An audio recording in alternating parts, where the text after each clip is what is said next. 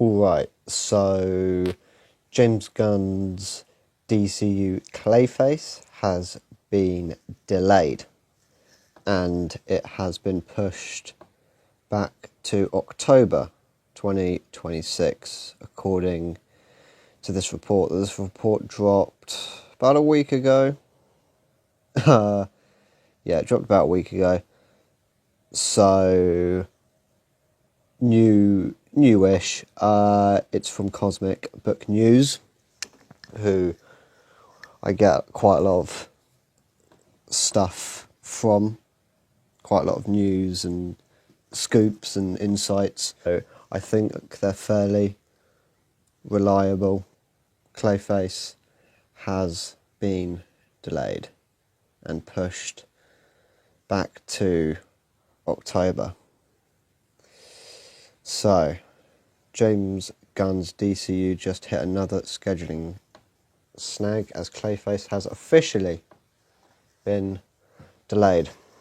The move follows Lanterns also getting pushed back, though Supergirl remains locked in for its summer 2026 release, and Gunn is set to start filming Man of Tomorrow soon for its 2027 release. Yeah, they definitely want to get Supergirl out there, and they definitely want to get Man of Tomorrow out with as little troubles and complications as possible. Obviously, as that's a pretty big movie in this universe. Superman 2 is a pretty big movie in this universe, and they definitely want to get Supergirl out as well, as effortlessly as possible, because that's definitely going to lead into Man of Tomorrow in some capacity. The update comes via Variety as Warner Brothers reshuffled several major release dates across its slate. Clayface delayed to October 2026. So, Clayface was originally scheduled to hit theatres on September 11th, 2026. Warner Brothers has now moved the film back 2 months to October 23rd, 2026. Over 2 months. I mean, that's more like a month and a half. Sorry. 2.5 months. Yeah. That is quite a significant pushback. The film centres on the Batman villain Clayface, a shape-shifting character being reimagined as a body horror project, with comparisons made to the work of David Cronenberg. It's directed by James Watkins, from a screenplay by Mike Flanagan and Hossein Amini.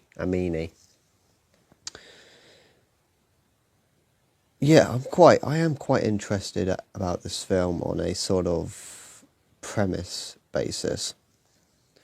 I don't know loads about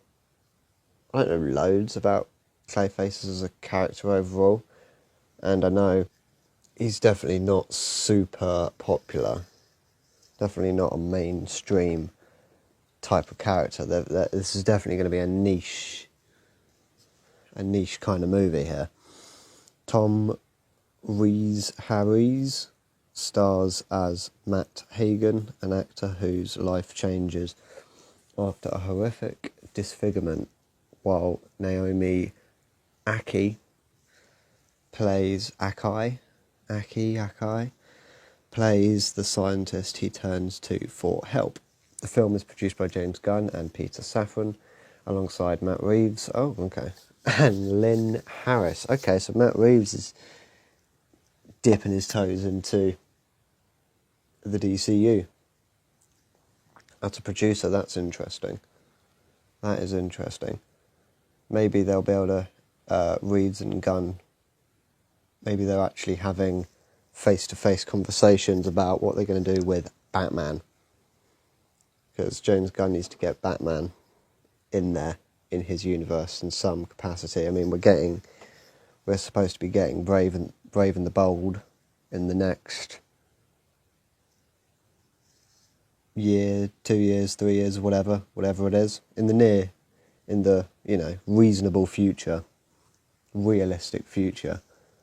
We're getting Man of Tomorrow. So who knows what that movie's gonna look like though. So yeah, the new date puts Clayface up against an untitled Jordan Peele project from Universal, as well as the Rosamund Pike thriller Wife and Dog. Warner Bros. Shifts Practical Magic 2. With Clayface vacating its original September slot, Warner Brothers has moved Practical Magic 2 into the September 11th, 2026 date. The sequel reunites Nicole Kidman and Sandra Bullock and is directed by Suzanne Bier. I am not aware of Practical Magic. I have not seen Practical Magic, so I don't know what that's about. So yeah, Clayface has been pushed back by a whole 2.5 months. I was somewhat expecting to hear this. I was expecting to hear some sort of issue. I don't know. I could just feel it, man. I could just feel it, you know. But I mean, I am interested in this. I'm skeptical of the impact it's going to have on the DCU or James Gunn. I'm doubtful of what results it's going to bring, how much of a win it's going to be for Warner Brothers and James Gunn and James Gunn's DC universe. But who knows? I mean, we've had Marvel pulled off Guardians of the Galaxy, and that's a multi-billion-dollar trilogy at this point. You know, they pulled off Ant-Man. I mean, my point is, Marvel were able to take super niche, kind of out of pocket, kind of misfit characters that didn't really fit into the main universe. They took these sort of outer rim characters